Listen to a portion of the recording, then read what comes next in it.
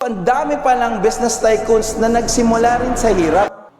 12,000 pesos a month. I was 22 years old that time. I was a fresh graduate. Nag-excel naman po tayo sa UST. Pero at the end of the day, sabi ko, ang tagal lumaki ng 12,000. So parang ang liit. Though I'm in a big company, pero ang liit. Sabi ko, I need to do something.